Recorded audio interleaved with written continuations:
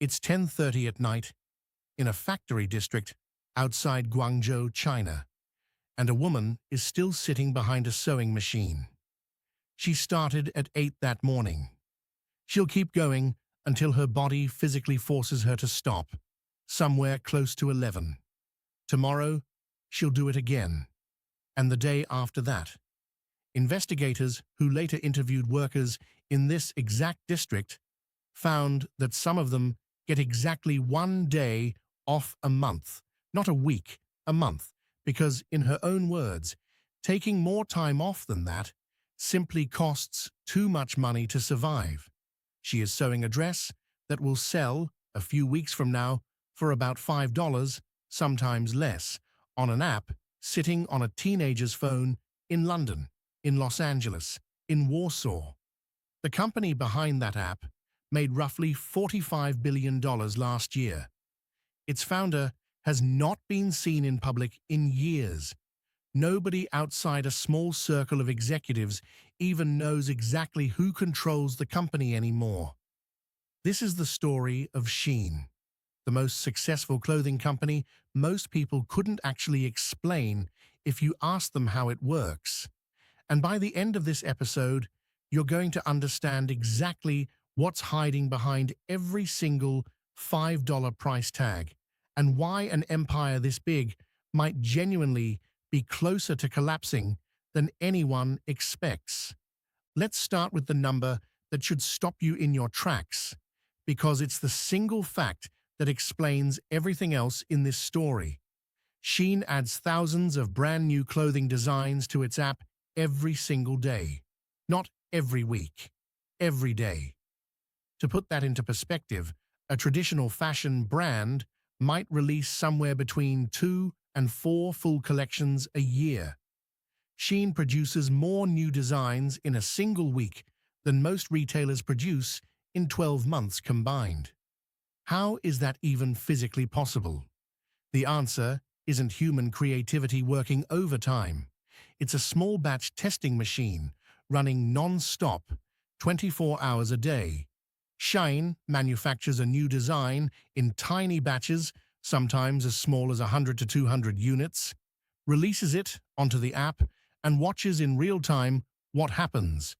If people click, if people buy, if people don't return it, an algorithm immediately flags that item as a winner, and a much larger production order goes out within days. If it flops, it simply disappears, quietly, forever, and nobody at the company even remembers it existed. There's no committee meeting. There's no creative director agonizing over a mood board for 6 months. There's just data, constantly deciding what gets made next, faster than any human brain could ever keep pace with. And here's the part that should genuinely unsettle you. This isn't really a fashion company experimenting with clothes anymore. It's closer to a massive, continuous behavioral experiment being run on millions of people simultaneously. And the product being optimized isn't the dress, it's you. So who's actually behind all of this? This is where the story gets genuinely strange, almost unbelievable for a company this size. Shein was founded around 2008 by a man named Chris Xu, originally Zhu Yangtian, a Chinese entrepreneur who started out, of all things, in search engine optimization, essentially learning how to make websites rank highly on Google before he ever sold a single piece of clothing. For years, Xu acted as the public-facing CEO, at least on paper, but then quietly, in March of 2023, corporate filings in Singapore show that he stepped down from the board of one of the company's key holding entities. Shein never publicly explained why. No press release, no announcement, no interview addressing it directly. He's reportedly still involved somewhere in the structure, but the company has never clearly confirmed his exact current role, and almost nobody outside a tiny inner circle has seen him in public in years. Meanwhile, the corporate ownership structure itself is a maze that would make a tax lawyer dizzy. The company is technically controlled through a holding entity called Beauty of Fashion Investment, registered in the British Virgin Islands, a jurisdiction famous for one thing above all else, making it extremely difficult to figure out who actually owns anything. Shein's operational headquarters sit in Singapore. Its factories sit in China. Its money moves through offshore structures that investigators and journalists have spent years trying and largely failing to fully untangle. You're looking at one of the most successful retail companies in modern history, and the honest answer to who runs it is we're not entirely sure, and the people who do know aren't talking.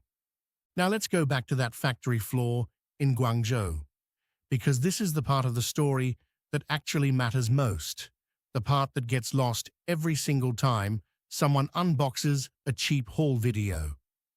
In 2022, a British television network, Channel 4, sent an undercover investigator with a hidden camera into two factories supplying Shein. What she filmed became a documentary called Untold Inside the Shein Machine. And it's hard to watch without flinching. 18-hour shifts, a single 6-hour break, at least 500 garments produced per day, per worker for some, paid not even a fixed wage at all, but 14 fen per garment, roughly 2 cents. One worker looked straight into the hidden camera and said it plainly, "There's no such thing as Sundays here." Shein's response was fast and reassuring. "Extremely concerned," it said. "A violation of our code of conduct," it said. $15 million pledged to fix the factories by the end of 2022. Crisis handled. Story over. Except it wasn't. Fast forward 2 years. A Swiss human rights group called Public Eye goes back in, quietly, without warning anyone, and interviews workers across 6 different factories still supplying Shein. And the numbers they bring back aren't slightly better. They're almost identical. 12-hour days, 6 or 7 days a week, 75 hours total. The exact same figure Public Eye had already documented 3 years earlier, before any promise was ever made. One worker, word for word, almost matching testimony from 2 years prior. 8 in the morning until 10:30 at night. 1 day off a month because anything more costs too much to afford. And this time, investigators noticed something new. A sharp rise in surveillance cameras across the factory floors, with workers themselves believing the footage was being sent to Shein in real time to enforce the rules. $15 million in promised upgrades, and the surveillance got better before the working hours did. Then it happens a third time. January 2025.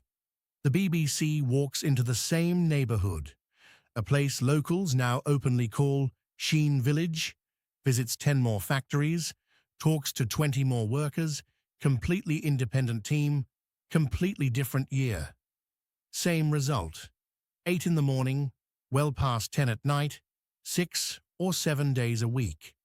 One worker's answer, when asked how often he works: "If there are 31 days in a month, I will work 31 days. 3 investigations, 3 different organizations, 3 years apart. 0 coordination between them. And every single time, the same factory floor, the same clock, the same number circling back around like it's stuck." At what point does a coincidence stop being a coincidence and start being a business model?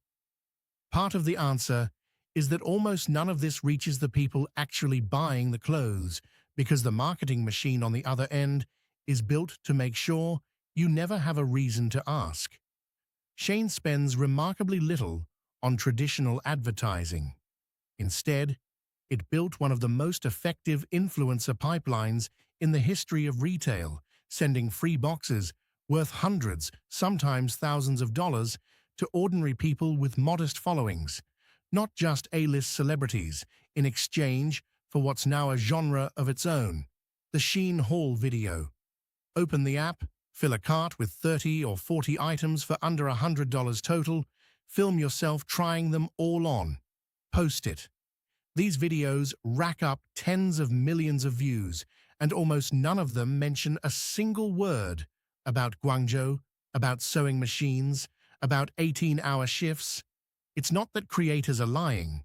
Most of them genuinely have no idea. The entire emotional experience of the unboxing, the size, the price, the speed, the fact that not a single word about supply chains appears anywhere in the app's interface is engineered, intentionally or not, to keep that question from ever forming in your head in the first place. And it's not only labor rights groups raising alarms.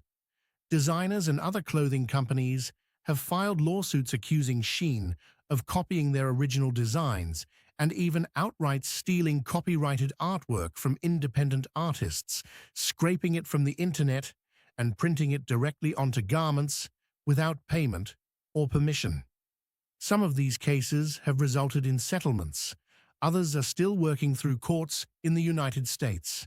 Independent designers, often running businesses with a handful of employees, have described watching their exact print, sometimes down to the stitching pattern, appear on Shein's app for a fraction of their price within weeks of posting it online.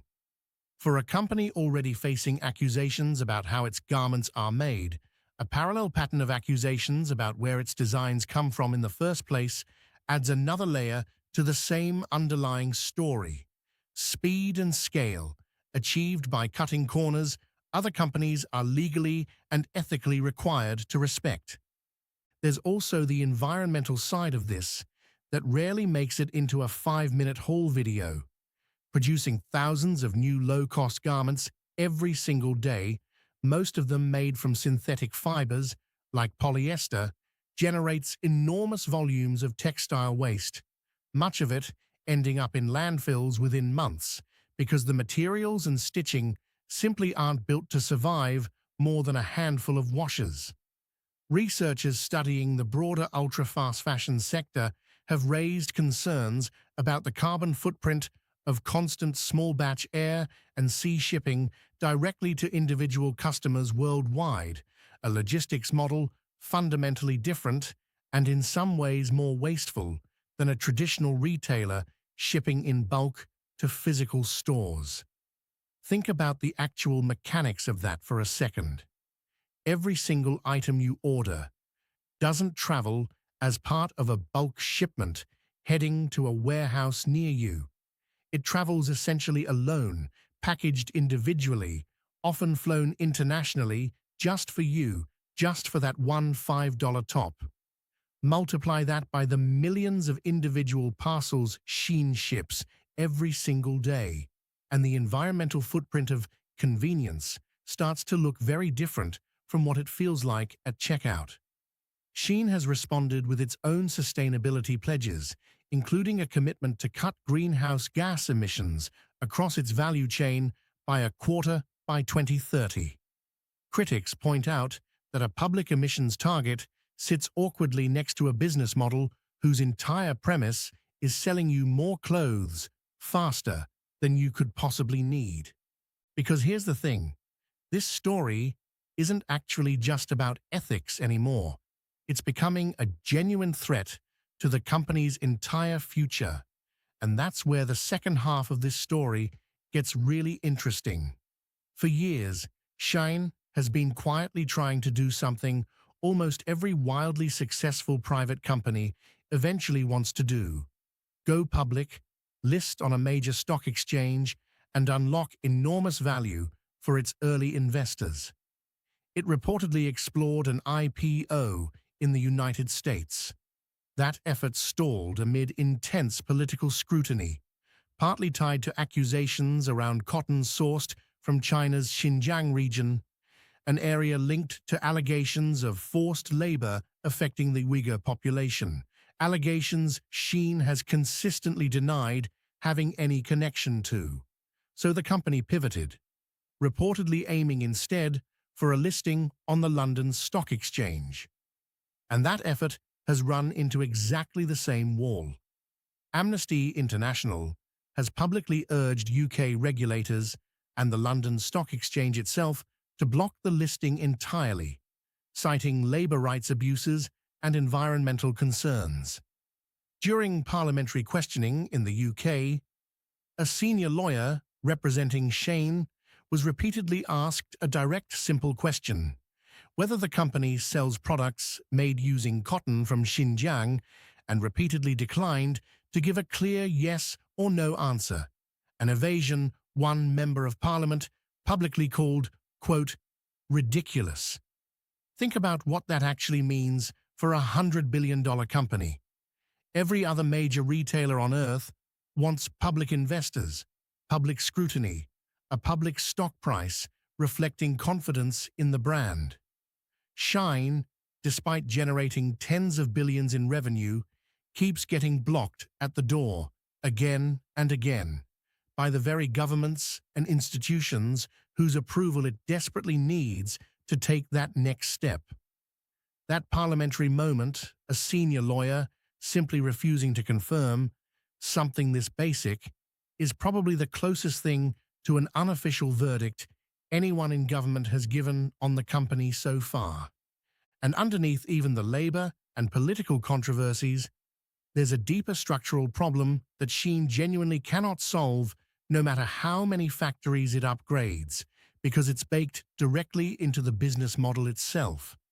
The entire engine of this company runs on producing more new items, faster, in smaller batches than literally any company in human history has ever attempted before. That means relentless pressure flows downward, from the algorithm to the supplier, to the factory floor, to the individual worker sitting at a sewing machine at 10:30 at night. You cannot promise customers 100 new dresses a day at $5 each, while simultaneously promising factory workers fair hours and a living wage, without something, somewhere, breaking under the pressure. Multiple investigations, years apart, keep finding the exact same breakpoint. It's not really a series of isolated scandals. It's the predictable, almost mathematical output of the system working exactly as designed. Now picture the size of the thing we're actually talking about. $45 billion in revenue last year. Profit north of $2 billion. Inditex, Zara's parent company, took over 40 years and thousands of physical stores in 90-plus countries to reach roughly that same level. Shein got there in a little over a decade, owning 0 stores anywhere on the planet. At its peak, private investors valued the company at around $100 billion, more than H&M and several other established giants combined.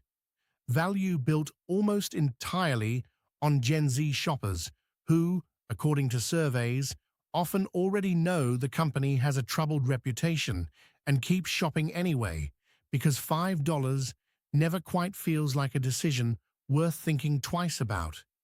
Multiply that tiny decision by hundreds of millions of people, and you get $45 billion flowing every year toward exactly the system you just heard, described 3 separate times by 3 separate investigators. And there's one more detail in that public eye report that's easy to skim past and shouldn't be.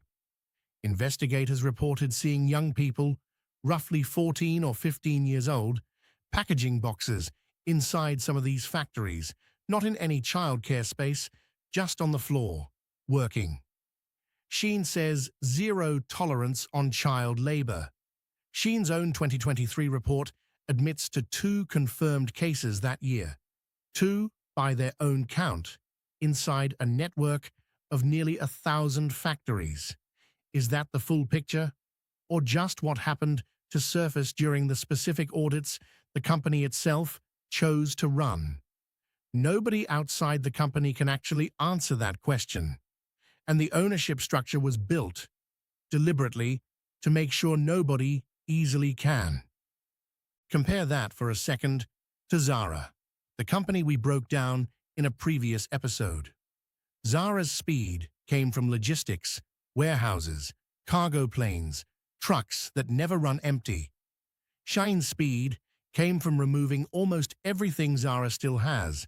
No stores, no regional factories, just one dense manufacturing hub in southern China and a parcel straight to your door. Zara's founder is reclusive, but at least real, confirmed, photographed. Shein's founder hasn't been confirmed, seen in years, sits somewhere inside a British Virgin Islands holding structure nobody outside the company can fully map.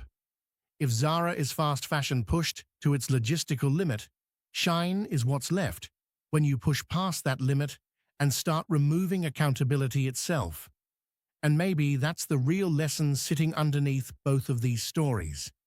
Every time an industry finds a way to go faster, it also finds a new place to hide the cost of that speed. A little further from the customer, a little harder to trace, a little easier to scroll past without ever quite seeing it. So where does that leave the empire right now? Banned or restricted in parts of several countries. An IPO stalling again and again on 2 continents. 3 independent investigations. 3 years, 1 identical result. A founder nobody's seen. A structure nobody can fully trace. And still, somehow, tens of billions of dollars a year, still dominating download charts, still sitting in millions of carts around the world tonight, this exact minute, while you're listening to this. So here's the real question this story leaves you with. Is Shein an unstoppable new model of retail that traditional fashion simply hasn't figured out how to compete with yet? Or is it a structure so fundamentally unsustainable, legally, ethically, and politically, that its collapse isn't a question of if, but simply a question of when? Because somewhere right now, on the other side of the world, while you've been listening to this episode, that same factory floor in Guangzhou is still running. The lights are still on, and somebody is still sitting behind a sewing machine finishing tomorrow's $5 dress.